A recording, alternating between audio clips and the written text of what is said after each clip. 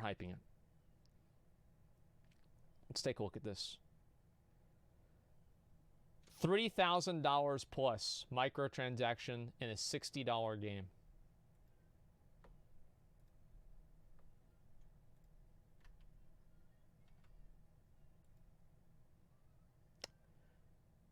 I wonder what game he's talking about.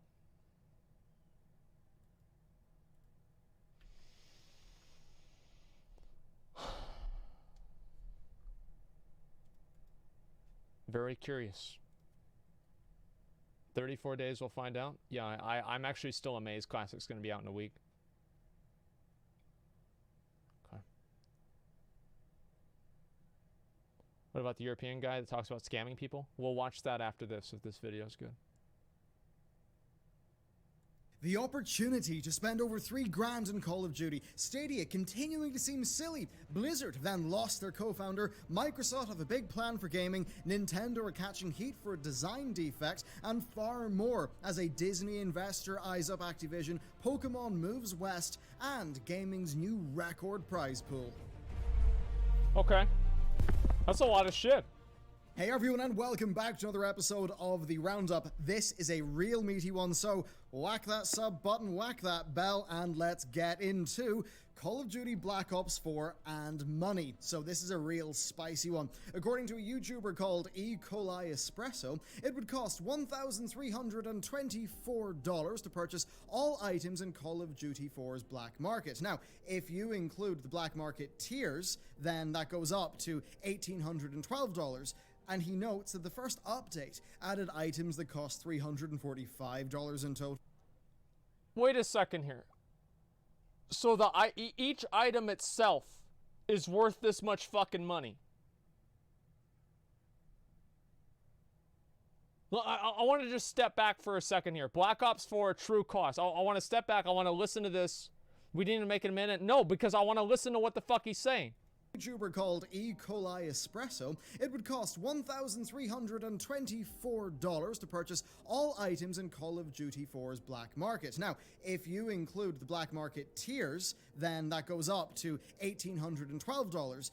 And he notes that the first update added items that cost $345 in total, and the second one was a bit higher than that, but that each update since then has been smaller, but the updates have came much faster. He also runs some maths on the loot boxes. There are 1,316 items currently available in the reserve system, with you getting 3 items per case. Now, assuming you get no dupes, that won't happen, then the minimum cost would be $675. Add that up with everything else and you're at $2,487.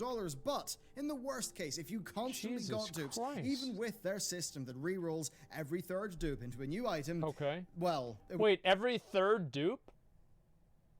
So like the first 2 you're just fucked? Is this like some sort of like another type of excitement mechanism? That they why not just give you a re-roll every single time? That's why I quit? It's not the point. You don't have to buy them. Well, I mean, like, here's the thing, is that they wouldn't put them in the game if they didn't want people to buy them. So what they do is they make the in-game skins look like dog shit, and then they make the microtransaction skins look really cool. Now, in my mind, spending $3,000 on Call of Duty is stupid. But for other people that are stupid, they think that's a great idea. I mean, I spend a lot of time playing WoW, and I'm spending a lot of time and instead of money. I mean, what's really the difference, ultimately? It's just this is the way that people do things. Costs 3 times that, and that is $2,025, and that brings your worst case total up to $3,838, and that will only grow as the game is updated.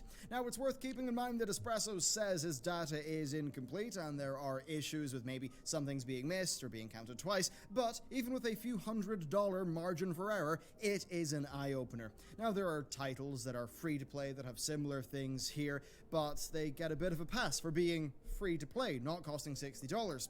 Players can often intuit the differences between a developer needing to keep the lights on and having their, microtransactions in their free-to-play game, and then this, which just looks like clear corporate greed. Yeah, it's just Activision ridiculous. attempting to blend live service development and monetization with the traditional Call of Duty format is gaining favor with nobody. Now, It is also true that there's no way Activision expects every player to buy all of these items. That would be an unreasonable They hope thing for to it, say. though. However, Come on. microtransactions do rely on the abuse of whales to reach higher profit margins, and with the sheer amount of cosmetics being added for sale, it seems like they are both casting a wide net and sharpening their harpoons. Next up, we've got a little slice of Stadia with their product director leaving some questionable statements on an AMA. So first, he was asked what would happen to the games that people own if the service ceased, and he responded in a baffling manner, defending digital and streaming, saying, moving to the cloud is scary. I felt the same way when music was transitioning from files to streaming.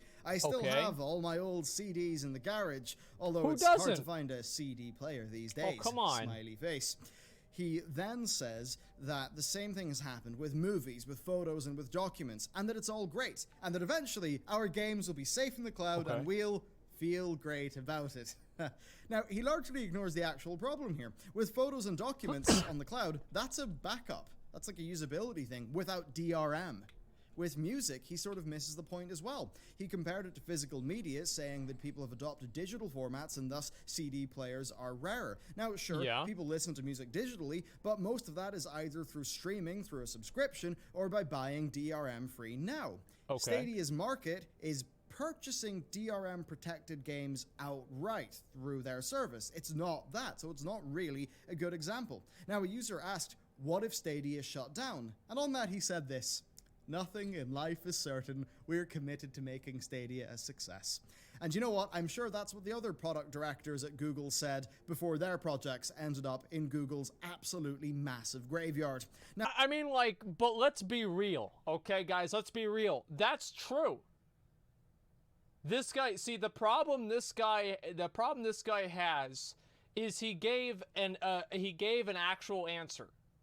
See, these people don't want actual answers.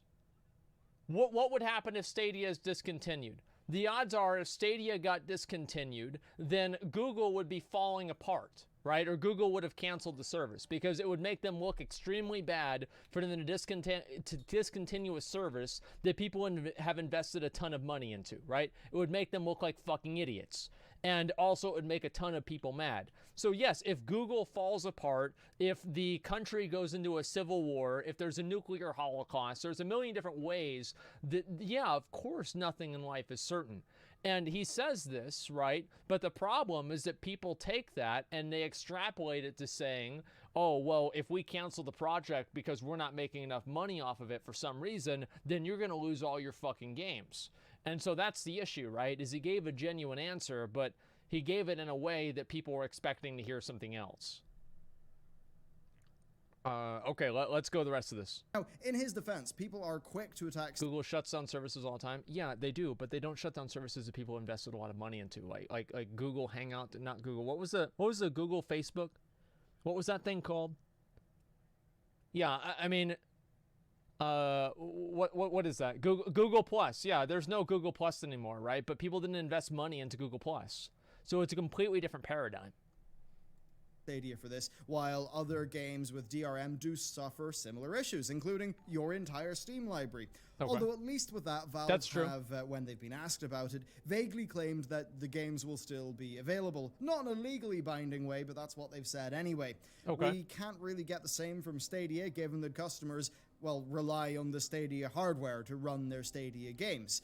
Never mind the fact that his response here just brushes the whole thing under the rug. Now, on to the next issue, which is just how much data Stadia can use. So it's going to be limited by data and speed caps by your ISP, especially when it's streaming up to 4K 60 FPS, which will be about 16 gigs an hour. Now, his response to that again was hand-waving, saying that ISPs have adapted in the past, particularly to YouTube, and he expects it all to continue. And to be fair, there's really not much he can say here, as the bandwidth usage is necessary. But that said, it's definitely going to impact their usability in areas with poor internet connections, and it might actually impact Stadia as a business, because a part of their business model is charging $9.99 for 4K 60. So just so I know for a fact, like, Stadia is basically Netflix for games, right? Or Spotify for games, kind of. Is that right? Like, what is the analogy that works? YouTube, yeah, just a second here. No, it's Steam on crack. Wait. So it's just Steam?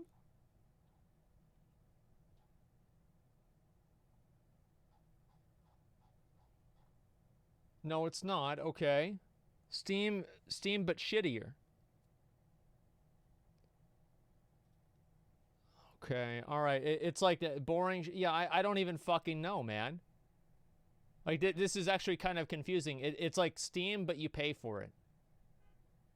Cloud gaming. Woo, we'll see. All right.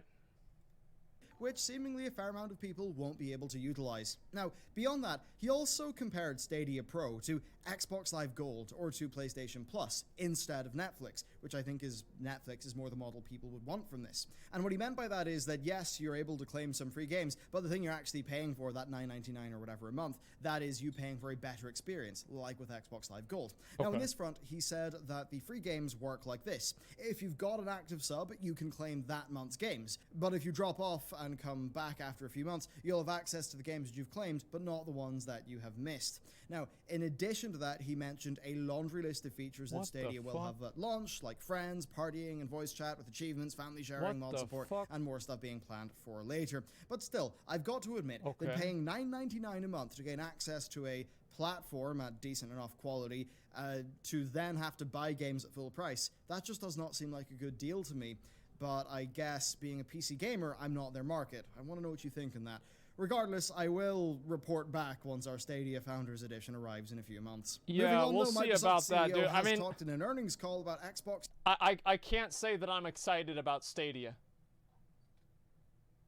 Like, just play the fucking games. Like, you just buy the games on Steam. I think Steam is fine. There's nothing wrong with Steam that I'm thinking to myself, I can't wait until they make this. Now, I understand, you know, Henry Ford said that if you ask people what they'd wanted, they'd say they want faster horses. So maybe Stadia is going to be this amazing thing that's going to make everything better. But my guess is that it's not. I don't think so. You don't need a biffy computer to play them. It's for casuals with shitty computers. I think that processing, like people in general now have better computers, I would say, because it's cheaper to make a good computer. Like back in the day, it was pretty expensive. It costs a lot of money to make a good computer, but nowadays you can make one for like fucking $600. It's cheap as hell. His future with the company. Okay. Now, in the financial results, Xbox have taken somewhat of a hit, with hardware revenue being down 48%, gaming revenue in general being down 10%, but they are up 14% on their Xbox Live MAUs, hitting 65 million. Now, software and subscriptions seem to be making quite a bit at the end of the console generation. It's a big part of their revenue. Now, in the earnings call, they said that the gaming market is growing and that because of their business model with Game Pass, their streaming tech and Xbox Live, they're positioned to do well in that bigger market. And he talks about how their architectural developments are synergistic, basically saying that xCloud is a hero workload on top of Azure, which is kind of like their... Is this them rationalizing why Xbox sucks dick? Like, are we basically listening to that? Like, I'm sorry, but, like, let's just get this out of the way. Okay, all right, here's the thing, right? I said this, like, yesterday. Xbox sucks because it has no good exclusive games. Like, besides Halo, that they ran into the fucking ground, nobody cares about any of the Xbox exclusives. Who gives a fuck? Like, why are you gonna spend... Didn't it cost originally more money than the PS4 too? And nobody was gonna play it, man. Who cares? It's like PlayStation 4. Like, can't you play online for free or some shit? And yeah, I remember the network was down for like a month or 2 months or something like that. But back then, you'd get what you pay for. Not anymore? Oh, they've changed it. Okay, I guess now it's been changed. The last time I did console gaming is back in 2005. And that was the last time anybody should have done console gaming. Big data center sort of cloud stuff. Basically, the point is, for them, they're putting all of this development work into cloud services, and that's all basically compounding, with Azure being a very solid framework for xCloud, and that all feeding into the other Microsoft cloud platforms. And on this one, I've got to agree, it makes a lot of sense. One thing is pretty clear. They are focused on games and services with as wide a net as is possible, which seems to be the right play for a company with a setup like theirs. and notably one that is very different to how Sony are currently running the show. Next, though, we've got to hop over to Blizzard Entertainment, who are losing one of their co-founders. Frank Pierce, one of the lesser-known names at the company, has decided to leave Blizzard Entertainment. Now, for years, he was their chief development officer and executive producer on World of Warcraft up until Mists of Pandaria. He wasn't really a figure in the public light. That this guy left and he came back. But he was one of the co-founders of the company. Now, it might look like many of these people are jumping ship, with Morhaime leaving a short time ago. It does look like that. In mind, these guys have been there for decades. They're getting on a bit. If they want to try a new project, now's the time to do it. They can't really wait another 15 years. And plus, you know, making time for family makes a lot of sense for somebody who's that age and has done really well in their career.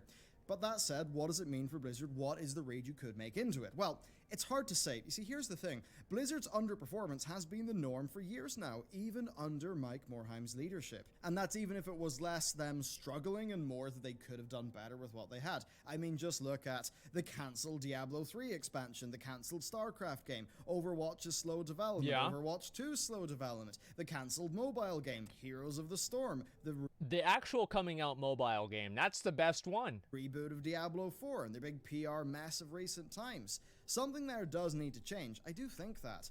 But it's equally right to be suspicious of Activision driving that change, given how they've monetized their other properties and what we've just mentioned with Call of Duty. So overall, we will have to wait with and mobile see games till BlizzCon to see really what Blizzard have planned for the future, but it's worth a little bit of suspicion. Next, let's hop over to Nintendo, who are currently facing a class action lawsuit in the USA because of Joy-Con drift, an issue where, after significant use, Joy-Con sticks are beginning to drift, no longer resetting to the original location, causing unwanted movement. Nintendo will fix... Bro, Nintendo's had this fucking problem for like 15 years. It's been like 15 fucking years this has been going on. Like, I'm sorry to say, but like, I remember this used to be a fucking thing. I have GameCube controllers behind me that do this today. And those yes, the truth is that yes, those GameCube controllers I've had for over 10 years, but I'm not surprised that they're stopped working. Yeah, planned obsolescence. You guys know about that, right? Planned obsolescence. That's whenever the developers and like the producers of these different types of products plan for them to break at a certain period of time so they can have you ready to buy their next product. That's why whenever you go to the thrift store, you see the same electronics from the 90s and the early 2000s and nothing from after that, because all that shit's broken because it was programmed to break. Them out of warranty, but it will be at the user's cost. Now, the lawsuit claims that Nintendo are acting fraudulently and deceptively, and that they were aware of this defect through their own testing and consumer complaints, but did not make the fact known. Now, this is by far not the first class action lawsuit to hit consoles. In the other generation, the old one, we had Sony, they removed Other OS, that feature from PS3 to combat piracy, and after 8 years, the lawsuit was settled to the tune of $3.75 million, a drop in the bucket. Clearly, though, for this one, they should just do what Apple did. It's a design defect, so just like the recent Apple keyboards, Nintendo should offer a warranty extension program and cover the issue at their own cost, because it shouldn't be happening. Next, though, let's hop over to Quickfire and get some interesting topics out of the way. Okay, despite somewhat stagnant player numbers, Dota has maintained its real strength this year, the dedication of its players. The International 2019, through Valve's crowdfunding efforts, has broken the $30 million mark for its prize pool, making it the largest tournament prize pool in esports I should play history. Dota. No other tournament comes close, except for last year's International, with a pool of $25 million. Yeah, as to how this will continue to grow, well, I guess it's just that more players are putting money in year after year because of better offerings from their Battle Pass. As it turns out, offering what their users perceive to be a good product in a good way will get you more sales, even if only 25% is going to the prize pool. Well, that's what, a cool $120 million spent on the Battle Pass, which is quite a bit. I'm already enjoying it. Next up for Quickfire, though, we've got Tencent and Pokemon, who are teaming up to create a new Pokemon game for mobile. The developer involved, Teamy Studio, are responsible for Call of Duty Mobile and Arena of Valor, and they'll be creating this new game. I don't know why they don't make a Pokemon MMO. Like, I really don't fucking know why. You take the old GameCube model, or not Game Boy, a Game Boy model of, like, the top-down walking around bullshit, right? Like every Super Nintendo game, and you just make that an MMO. That's all you need to fucking do. And for all these times, they keep doing they have to come up with every single fucking color in the entire alphabet, and I'm tired of it. They've got red, they've got ruby. Don't they have, like, what's the other? They've got rouge. I mean, how many other fucking versions? They've got aqua, blue, turquoise. They're gonna run out of colors. They're just gonna run out of fucking colors, and they've got to figure out something better than that. Man, it's like, I think the last time I got excited for a Pokemon game was in like fucking 2000 and like 6 or something. It's just they keep rehashing the same stuff over and over. They need to make it an MMO. It'd be fucking awesome. Job listing that wants a Western creative director with AAA experience. So what this game is going to be will be really quite a mystery given that. What we do know is that the Pokemon Company are going extremely hard on mobile off the back of Pokemon Go, with Pokemon Masters, Sleep, and Home all being announced this year. It's a smart move to tie all of these in, with Sword and Shield leading the push as the first mainline entry for the Switch. So overall, It seems like Pokemon franchise revenue will only continue to increase massively.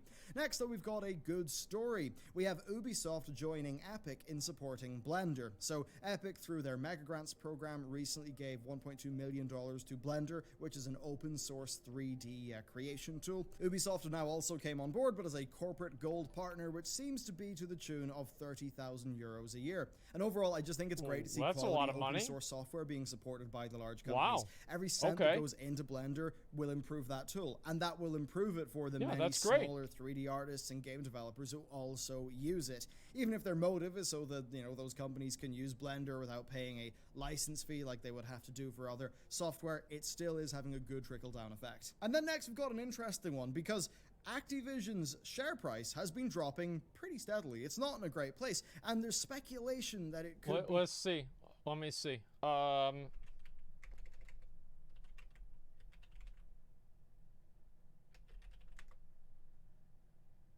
Oh, I put Catavision. Never mind. Okay, just a second. All right, let me look here. This is, I mean, it doesn't really seem like it's... I mean, if you look at it from there, it doesn't look good, but from there, it looks good. It's not as bad as I thought it would be, okay? Let me say that. Taken over. I mean, I don't believe it too much, but industry trend, yeah, that's what we talked about before. Who owns both Activision and Disney stock, they think Disney should buy it, and that it would support their goals. This is being widely reported on right now, but I think currently it amounts to, well, not much, just an investor's comment. So there's really no point in going into it unless things were to actually progress a little bit further. That would be great. Can't you guys imagine if we have Disney? We can put Goofy in WoW. We get to have Goofy in WoW. We can have Mickey Mouse in the game. I mean, holy shit, it's going to be great. Yeah, Disney WoW movies, and so you get to have the same fucking stupid-ass plots as the Disney movies that are designed for 6-year-olds, and, you know, then it's about Arthas, and somehow, you know, they do Frozen 2, and instead of Elsa, it's Arthas. Actually, it's a great idea. Fuck yeah.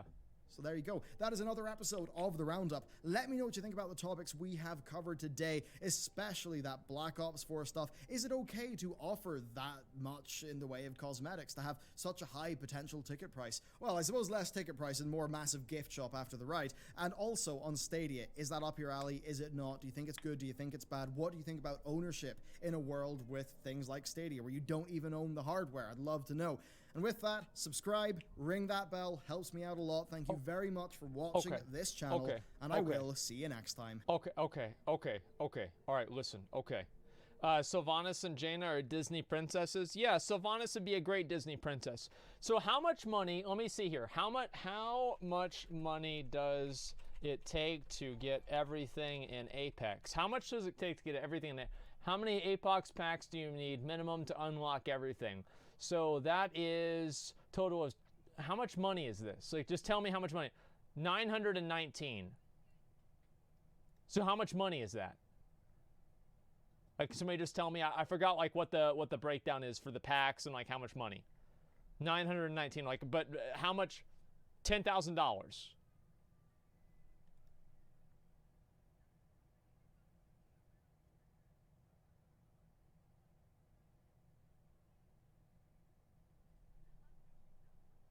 More than $10,000. Okay. So one Apex pack is $1. Oh, really? Okay, so then it's only like maybe like $1,400 because you get free packs whenever you buy them in bulk. Yeah, you only have to spend $1,400 in Apex. That's not even that much.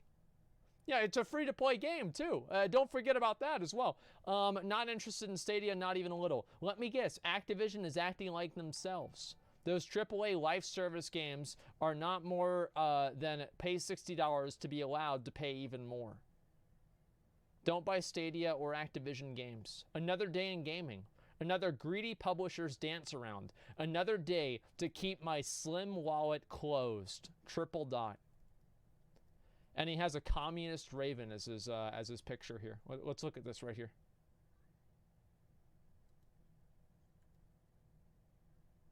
That's a communist raven. This raven never buys microtransactions. He doesn't have any of that. Yeah, the reason it's communist is because it's red. If you're still playing Black Ops 4, I don't feel sorry for you. It's like you're being abused at this point. Does anybody, like, unironically play Call of Duty anymore? Like, I can see the 12, the 14-year-old Kyles of the world, right? No, nobody does. Yeah, let me see on Twitch, right? This isn't the best way to look at it, but let's just look on Twitch, and we'll see who is playing COD. Call of Duty.